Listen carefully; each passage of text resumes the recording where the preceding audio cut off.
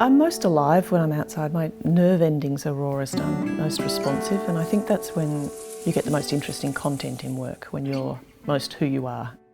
I just feel most myself. I can open out and be in it as it's in me.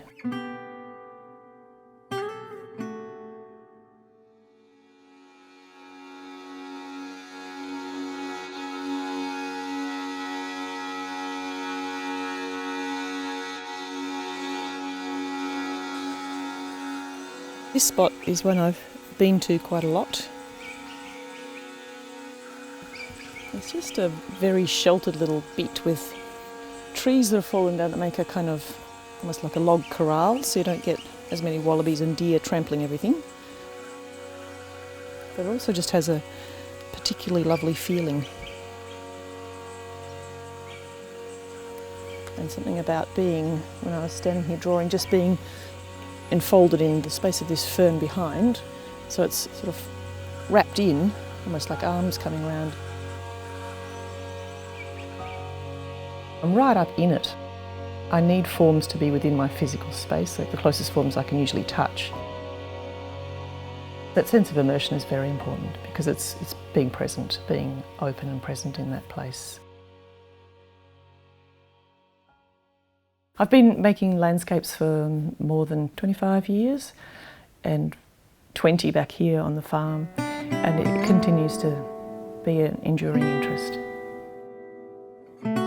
What I like about the Australian bush is the unruliness and messiness of it, because it's where I'm most at home. It keeps giving. There's so much. I feel like there's so much I can make and say about that experience.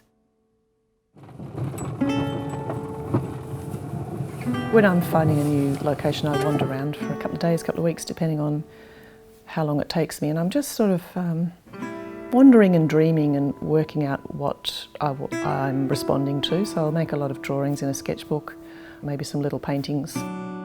I think it's a process of finding what the content is that I want to convey at the time. So my work is about what it's like to be in a place over a long period of time, just painting as my being in relation to the presence of those forms.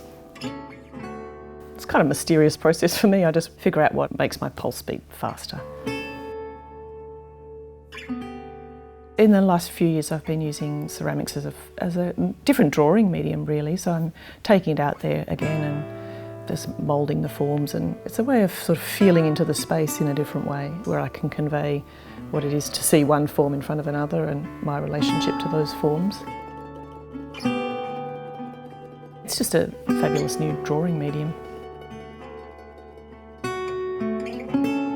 Colour can convey all sorts of things, a whole sensual envelope of being outside, what it feels like to smell and hear and be in a place, and I want the colour to do that. I don't want it just to be describing the local colour, I want it to be a poetic, sensual language that conveys the experience of being there.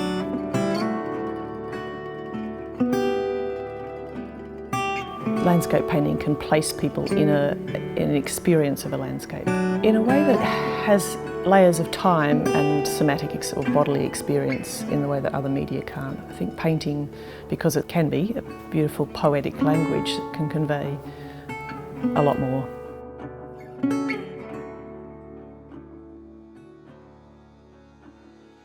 My paintings are over time, so they become an amalgam of light. Sometimes I might have a light that's morning in one side of the painting and afternoon in the other. It becomes an amalgam of those experiences. It means I'm not painting a single moment of time like the Impressionists, for instance, but I'm working all day for weeks or months with those changing lights, so it becomes a sort of layered process. The light and the feeling for place is layered, and I think, hopefully it's richer because of that.